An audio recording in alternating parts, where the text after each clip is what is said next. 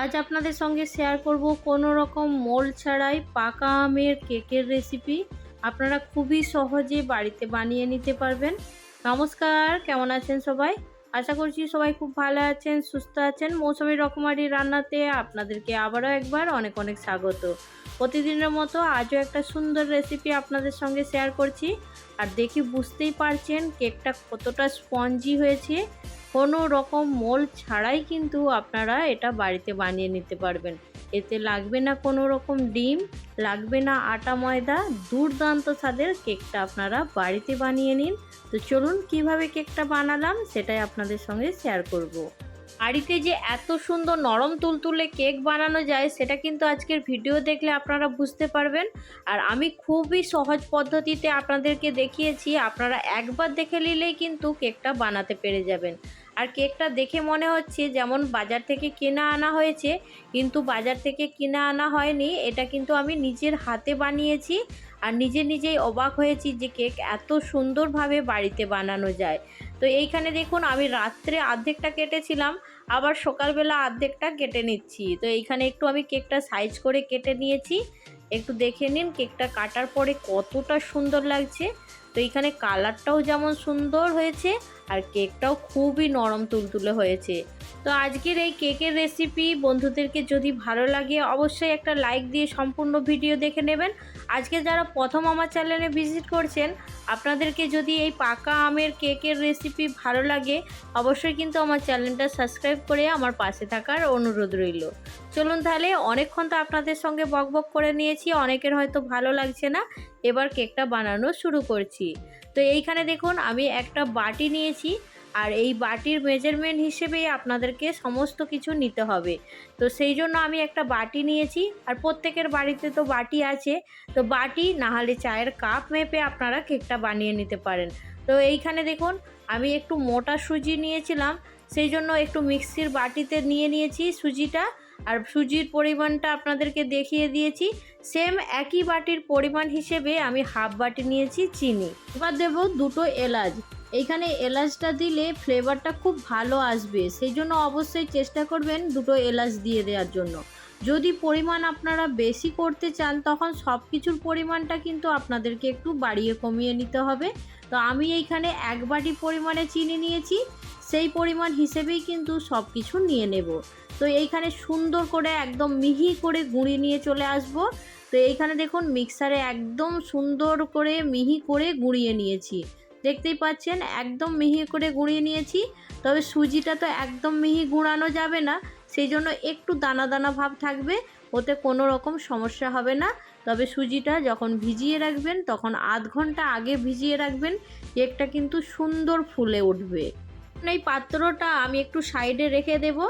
এবার পাকা আম নিয়েছি, একটা গোটা পাকা আম নিয়েছি মিডিয়াম সাইজের।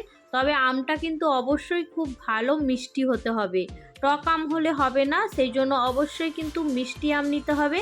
আর এইখানে দেখুন এক বাটি পরিমাণে আম নিয়ে নিয়েছি, আর আমটা সুন্দর করে কেটে ছোট ছোট করে নিয়েছিলাম টুকরো করে। এবার হাফ বাটি পরিমাণে দেখুন দুধ নিয়েছি, আমের সঙ্গে দিয়ে দেব। এবার খুব ভালো করে এখন মিক্সিতে পেস্ট করে নেব।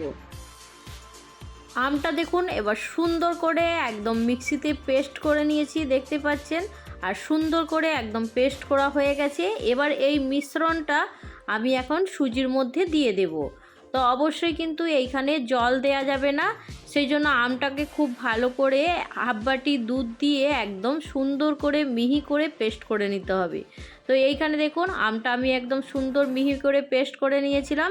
এবার এই সুজির মিশ্রণের মধ্যে আমটা দিয়ে এখন সুন্দর করে মিশিয়ে নিচ্ছি।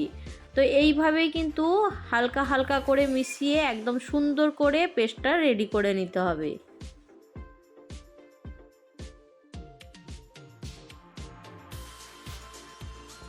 সুজির সঙ্গে আমটা যখন সুন্দর করে মেশানো হয়ে যাবে, তারপরে এটা কিন্তু আধ ঘন্টার জন্য ঢাকনা ঢাকা দিয়ে রেখে দিতে হবে। আবারও বলছি, আপনারা চেষ্টা করবেন সুজিটাকে আধ ঘন্টার মতন ভিজিয়ে রাখার জন্য, তাহলে সুজিটা খুব ভালো হয়ে একদম ফুলে যাবে। তা আমার এইখানে খুব বেশি সময় ছিল না, আমি ঝটপট করার জন্য এইখানে আমি 15 মিনিটের জন্য সুজিটা ভিজিয়ে রেখেছিলাম। এইখানে দেখুন বন্ধুরা আমি কিছুটা টুটি ফুটি নিয়েছি, আর শুকনো ময়দা খুব সামান্য পরিমাণে নিয়েছি, আর টুটি ফ্রুটিতে খুব সুন্দর করে এখন মাখিয়ে নিচ্ছি। টুটি ফ্রুটিতে যদি এই সুন্দর করে শুকনো ময়দা মাখানো হয় তাহলে টুটি ফ্রুটিগুলো কেকের তোলাতে চলে যাবে না, চারিপাশে একদম ছড়িয়ে থাকবে।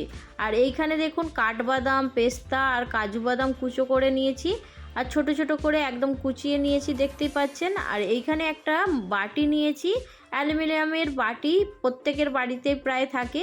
তো কেকের মোল্ড ছাড়াই কিন্তু এই বাটিতেই আপনারা কেক বানিয়ে নিতে পারবেন, কোনো রকম ঝামেলা ছাড়া। বাটির মধ্যে অল্প রিফাইন তেল দিয়ে সুন্দর করে বাটির চারপাশে লাগিয়ে নিয়েছি।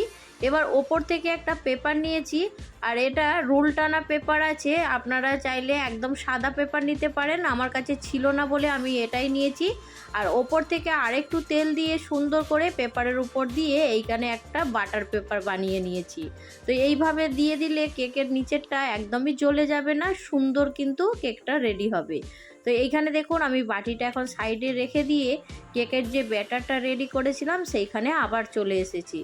আসার পরে এবার কেকের ব্যাটারটাকে সুন্দর করে হাত দিয়ে একটু ভালো করে ফেটিয়ে নিয়েছি। তো এইখানে খুব বেশি ফেটানোর দরকার নেই, অলরেডি এটা ফেটানো আছে। তো এইখানে এবার কি কি দেব সেটা একটু দেখে নিন। এইখানে দেখুন আমি গাওয়া ঘি নিয়েছি, কোনো রকম বাটার তেল না নিয়ে এই রকম গাওয়া ঘি দিয়েও কিন্তু বানিয়ে নিতে পারবেন। তো আপনারা যদি চান বাড়িতে বাটার থাকে তাহলে বাটার দিয়ে দেবেন। আমি এইখানে 3 চামচ গাওয়া ঘি নিয়েছি, আর যদি বাটার ঘি কোনোটাই না থাকে তাহলে কিন্তু রিফাইন তেল দিয়েও বানিয়ে নিতে পারবেন। তার স্বাদটা হয়তো একটু 19-20 হবে, কিন্তু ঘি বাটার দিলে কেকটা খেতে বেশি সুন্দর হবে। তো ঘিটা দিয়ে সুন্দর করে ব্যাটারের সঙ্গে মিশিয়ে নিয়েছি। ঘিটা আমার ব্যাটারের সঙ্গে সুন্দর করে মেশানো হয়ে গেছে। এবার আগে থেকে যে ড্রাই ফ্রুটটা কেটে রেখেছিলাম সেই ড্রাই ফ্রুট কিছুটা আমি এইখানে দিয়ে দেব, তাহলে কেকের মধ্যেও কিন্তু ড্রাই ফ্রুটগুলো পাওয়া যাবে, যখন খাওয়া হবে তখন খেতেও বেশ ভালো লাগবে। সেই জন্য আমি দেখুন কিছুটা ড্রাই ফ্রুট দিয়েছি, আর তার সঙ্গে দেখুন এইখানে টুটি ফুটিগুলো দিয়ে দিয়েছি, দিয়ে একটু খুব ভালো করে মিশিয়ে নিতে হবে। এবার দিয়ে দেব 1 চামচ বেকিং পাউডার। তো অবশ্যই দেখতে পাচ্ছেন একটা ছোট চামচের 1 চামচ ভর্তি করে বেকিং পাউডার দিয়েছি, আর তার সঙ্গে দিয়ে দেব খুব সামান্য 4 ভাগের 1 ভাগ বেকিং সোডা, আর দিয়ে দেব একদম 1 পিঞ্চ, একদম 1 চিমটে নুন। এটা স্বাদের জন্য দিয়েছি, অপশনাল, যদি না মনে হয় দিতে ইচ্ছে করে তাহলে দিতে হবে না, তবে বেকিং পাউডার আর বেকিং সোডাটা অবশ্যই দিতে হবে। এইখানে দেওয়ার পরে সব কিছু একই ডাইরেকশানে এটা মিশিয়ে নিতে হবে, তবে খুব বেশিক্ষণ ধরে মিশালে হবে না। কেকের ব্যাটারটা আমার কিন্তু সুন্দর রেডি হয়ে গেছে, এবার বাটির মধ্যে ঢেলে নেব।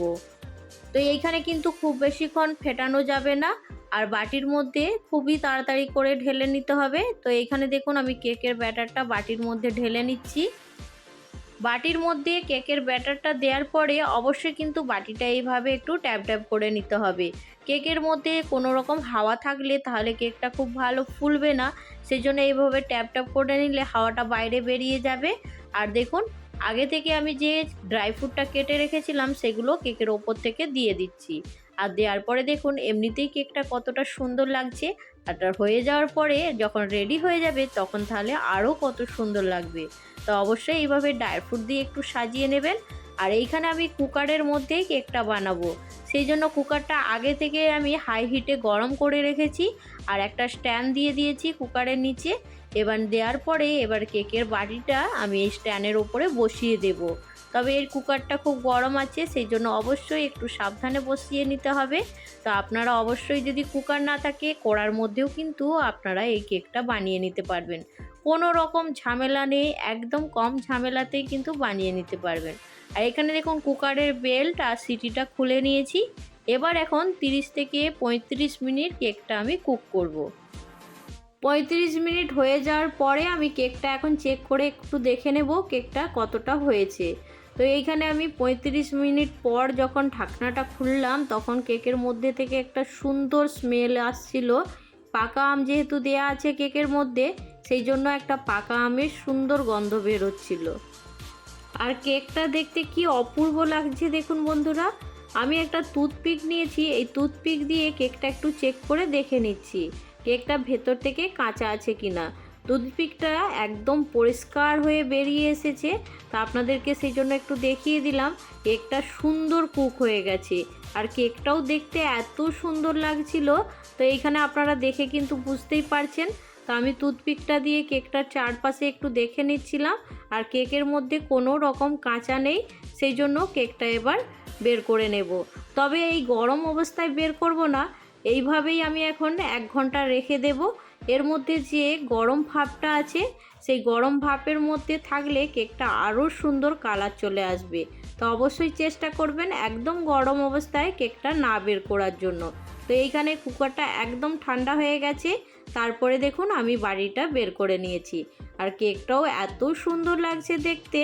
আপনারা অবশ্যই একবার এই পাকা আমের সুজি দিয়ে কেক বানিয়ে দেখুন, ভীষণ সুন্দর লাগে খেতে আর বানানোও কিন্তু খুবই সহজ। আমি কিন্তু একদমই সহজ পদ্ধতিতে আপনাদেরকে দেখিয়েছি। আশা করছি আপনারা বুঝতে পেরে গেছেন। আর এইখানে দেখুন কেকটা আমি চারপাশ দিয়ে একটু ছাড়িয়ে নিয়েছি। তারপরে দেখুন উল্টে দেখলাম কেকটা সুন্দর বেক হয়েছে। কাগজটা একটু খুলে দেখিয়ে দিচ্ছি পেছনটা কতটা সুন্দর হয়েছে।